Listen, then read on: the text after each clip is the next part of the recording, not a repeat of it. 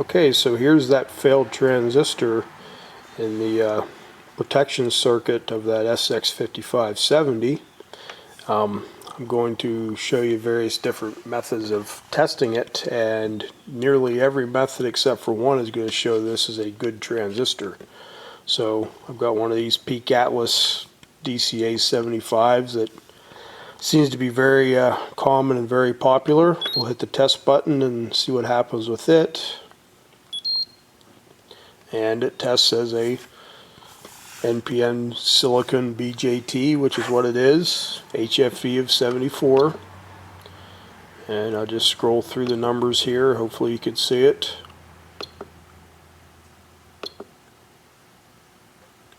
All pretty normal for this particular transistor. Although I haven't looked up the HFE, maybe the HFE is low, but I have its mate for the other side of this, and it tests very close to the same.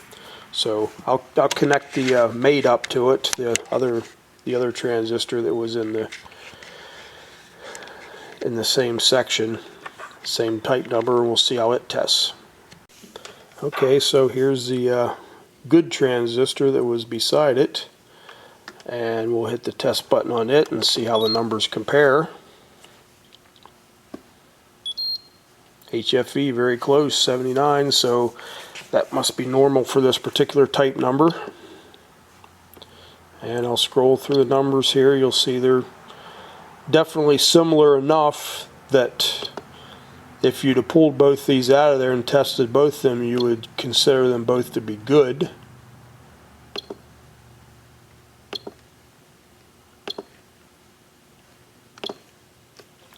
Okay, so I'll get out my next test method and I'll be back.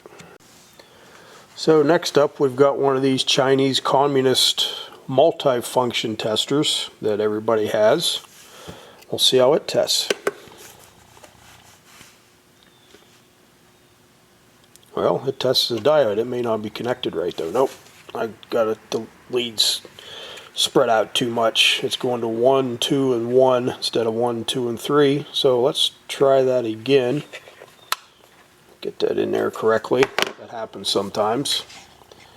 Okay, so let's hit the button again, and BJT, NPN, HFE of 77.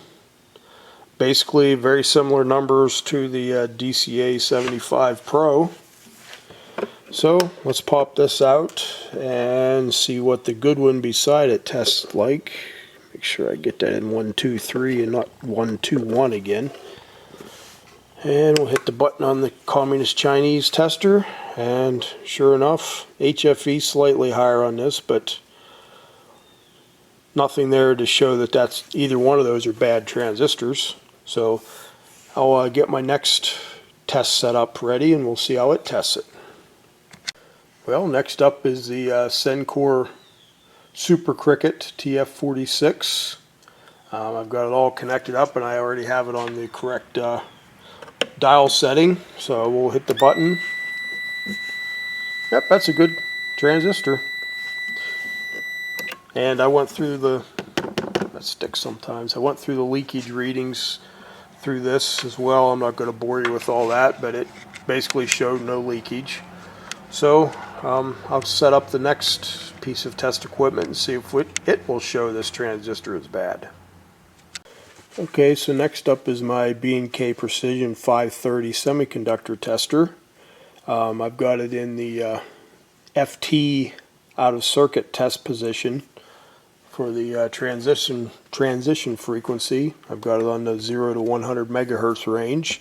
These weren't a especially high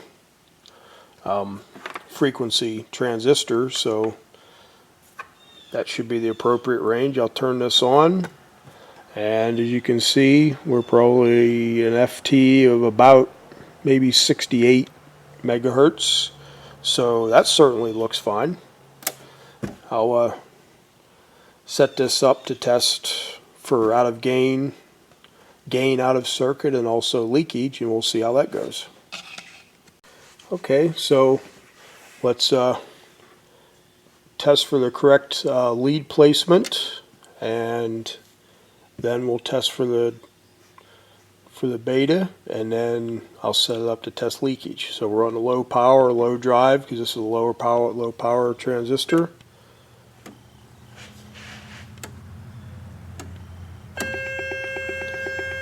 Okay, so that's the correct one. We'll shut that speaker off. Now that warbling that you're hearing there, that isn't because of the transistor. I think this may need a little bit of work. Maybe there's some dry capacitors in that audio circuit, or maybe even a leaky transistor in it. So any transistor I test gives me that funny warbling sound, so that has nothing to do with anything. And HFE, it's showing it a little bit lower than the other ones are. I don't know how well calibrated this is. I've never really touched this thing at all since I've got it, but regardless, it shows a reasonably normal HFE. We'll see what happens here when I start running the leakage voltage up.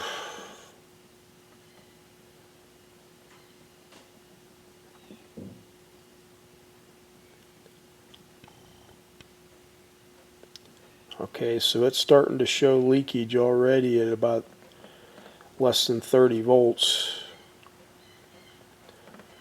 So, and I'll put the other transistor in, and I'll show you. I've already tested both these on this before, and I'll show you the difference between the two. Now, what I need to do, if I was to do this correctly, I'd be flipping down through these different ranges, but it just so happens that in this particular range it shows the collector to emitter leakage correctly without having to flip. Each one of these you flip through, you get a different combination of leakage tests, and this particular setting just shows where the actual correct leakage is at. And you can see I'm only at 20 volts and it climbs really fast. So to show you what I'm talking about here, I'll put the known good one in there, and I'll show you how it reacts. This one here, let's try this one more time at pretty low voltage. Let's see, what's the voltage? So yeah, really at about 5-10 volts it starts leaking.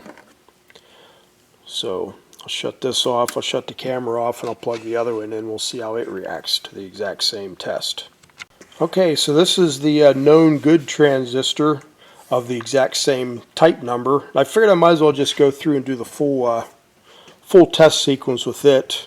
So I won't mess with the switch. I'll just flip it on, and you'll hear that same warbling with it. And like I said, every transistor tests that way just because there's something in the tester that's a bit of an issue.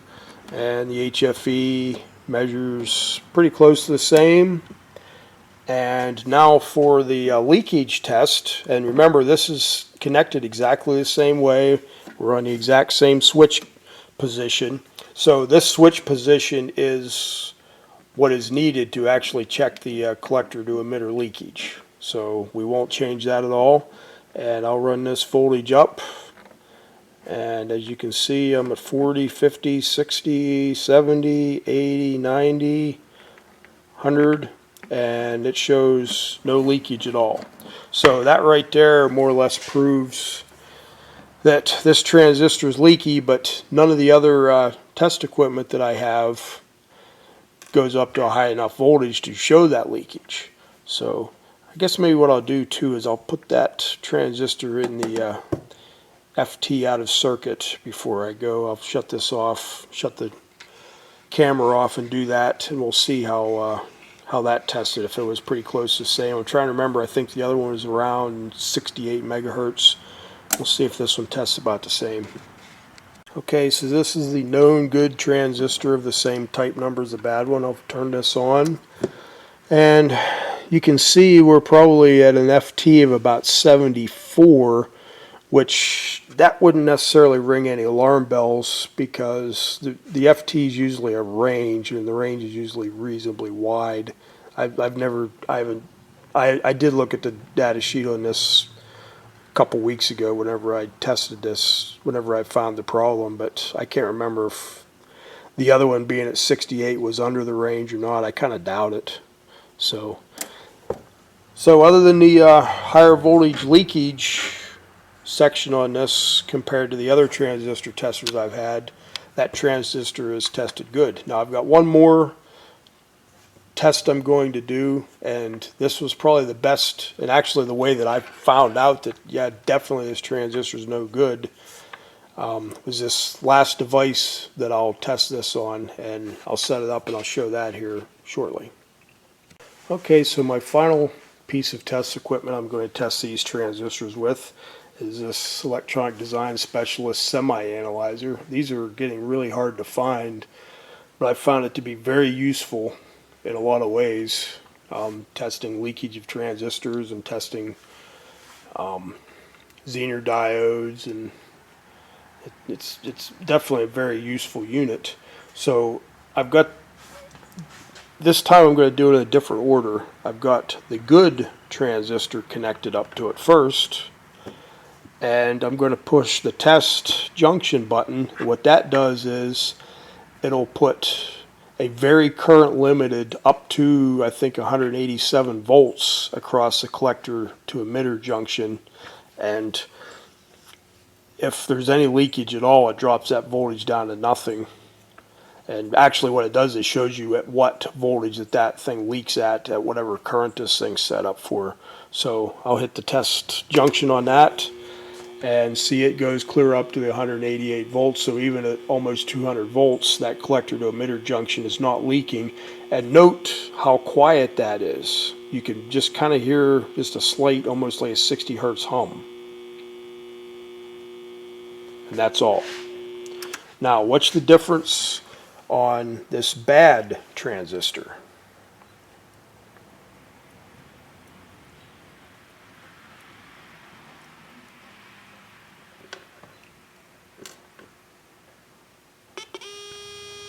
Oops, that was the base, not the emitter, or not the collector, I mean. Okay, what's the difference here?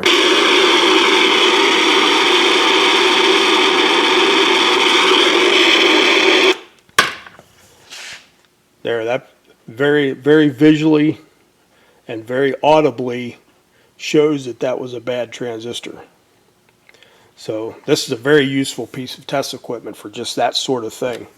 But you notice all the other, and I've got several other different transistor testers. I'm not going to drag every one of them out. I just wanted to, as an example, the TF46 Cricket tester is a very good tester in a lot of ways, but it did not show leakage at all because it doesn't have enough voltage to get to that leakage. And the same thing with that Chinese Communist one, and also for the DCA75 Pro.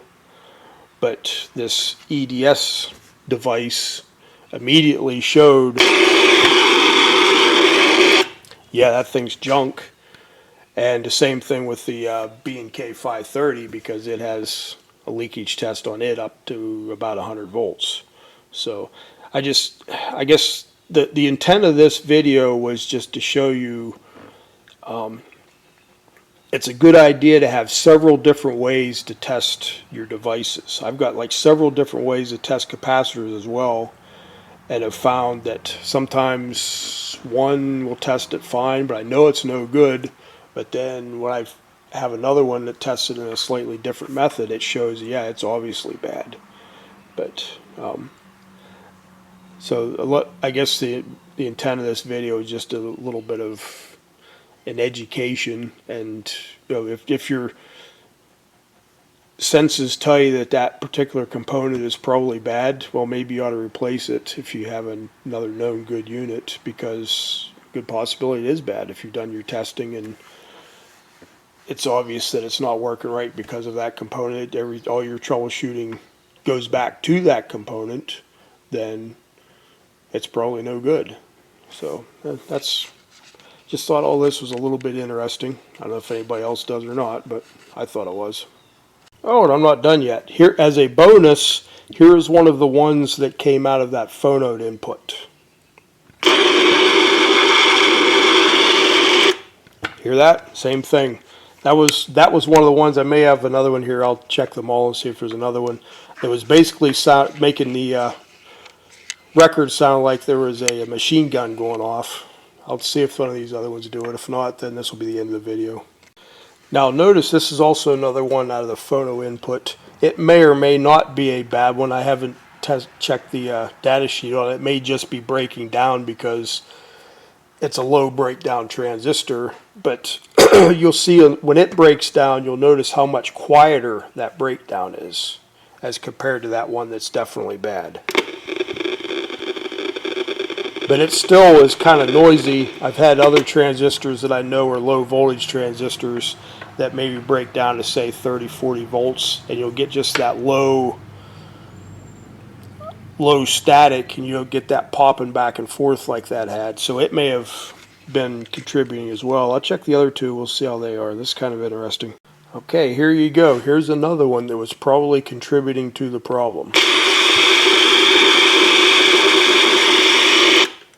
That is definitely no good. But yet, every single one of these that I've shown so far tested good on the DCA75 Pro because it does not give it enough voltage to break down.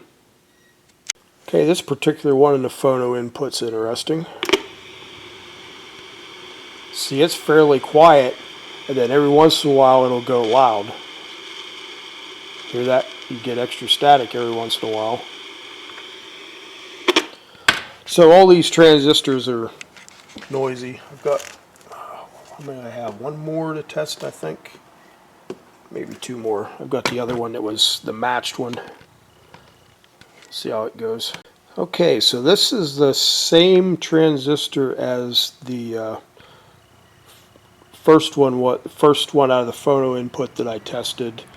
And you see it's got the little, where's it at? I don't know if you can see or not, the little orange dot, which means that they were matched pairs.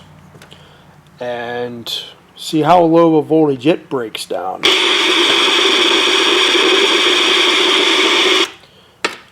12, 14 volts and very noisy. So that was all contributing to the phono input sounding like a machine gun. And I just thought that was pretty interesting and just thought I would show those as well as a bit of education, I guess. Phono input sounds great now. Fantastic, as a matter of fact. So, I don't know, it's time to wrap this video up. I don't know if anybody's interested in any of this or not, but I thought I'd bring it out there. At least a couple people are interested.